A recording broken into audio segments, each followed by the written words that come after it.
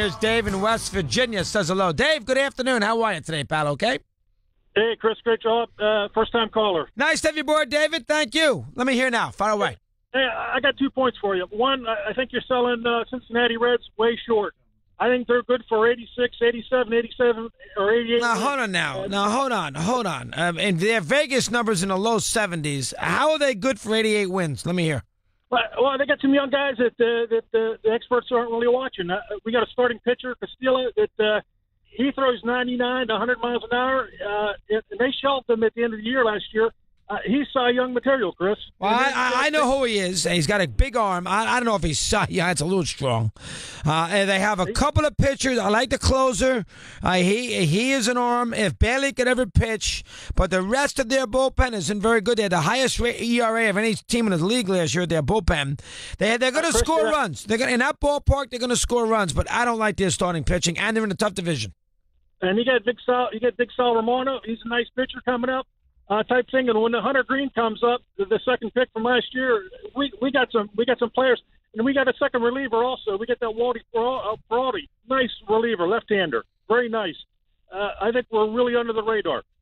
Dave, I tell you, it's a good fan knowing all that. I don't think the Reds, I'd have to look a little more carefully. The Reds, what did they lose last year? About 94, 95 games. They never have a bullpen. They only averaged 5 innings. They had the least amount of innings from their starting pitching last year, I believe, than any team in the sport.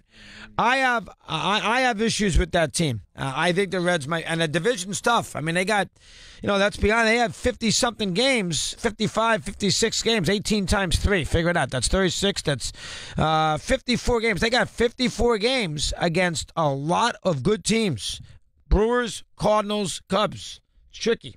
Here's Ronnie in Staten Island, New York. Ronnie, good afternoon. How are you today? Dog, how are you? It's been quite a while since you and I butted heads, but now that I'm a Sirius FM subscriber, I'm going to have to keep you in place when it comes to my Yankees, as I always did in the past. And I heard you yesterday, say that you're going to be all over them again this year. Well, I'm going to watch the Yankees. I will watch the Yankees carefully, I promise you. Go ahead. I know you will, because your team is horrible. And anyway, when we're talking about the Yankees now, you might think I'm crazy, but I don't think Stanton is going to be with them for the entire year. I don't. Cashman is not a home run guy. When we won all the championships, we never had a guy hit more than 30 homers. Well, I don't see where we need both. He's still got a no trade. I believe that no trade clause in his contract still persists. You're gonna have to get his permission to trade him to a certain team. Who's gonna take that contract? Let me hear. Well, I would like to see. I would like to see them get Bryce Harper. I would trade both of them for Harper. Yeah, but Harper, Ronnie. Harper's a free agent. You're not gonna make any trades for Harper. Come on now. No. The Yankees basically move heaven and earth to sign Stanton and get him over here, and then they're going to trade him in the middle of June, and they're going to trade him to Washington to get Harper. That's not going to happen. Ronnie, you and I can butt heads a lot. That one's not going to happen. Here is Joe in Philly, and he's with us here. He's on Mad Dog Unleashed. Joe, good afternoon. Your turn. How are you today? Dog, good to have you back. I got to know, I'm not sure when I crossed the line into being an old fart, but I'm sure it's happened. I'm a couple years younger than you, Dog, but baseball is driving me crazy. I'm just as you are. I'm diehard baseball for years and years and years, but they're driving me away. Chris, I mean to tell you, in the mid-1970s, and this is no exaggeration, I'd go see Steve Carlton and Bob Gibson. Game would start at 7 o'clock. We'd be out the door by 8:45. Well, maybe not that early, but about 9:15. 9:15. 2 hours. Yeah. Under 2 hours. And in some cases, under 2 hours. But, Chris, get this. I'm listening to this stuff out of Florida, and the Phillies are just the same as everybody else, I imagine. They're carrying 13 pitchers. 13 pitchers, Chris.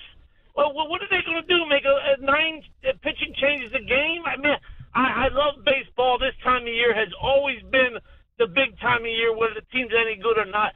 But I'm fading out. I'm fading out with it, Chris.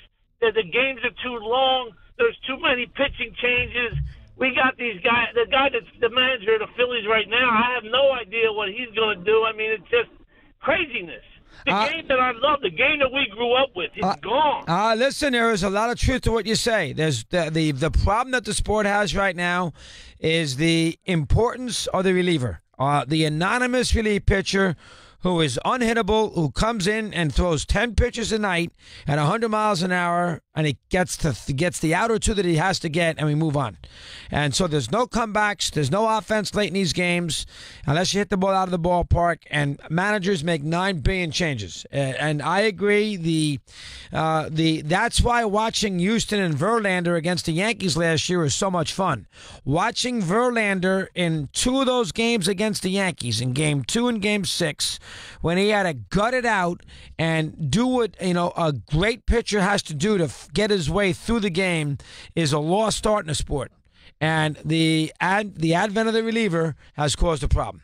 No argument. I have a major problem with it too. Johnny's in New Paltz, New York. Johnny, good afternoon. It's your turn. How are you today? Hi, Chris. I just wanted to say I think the best comeback in sports history was Ben Hogan. He had a head-on good point crash. Almost died. With a Greyhound bus.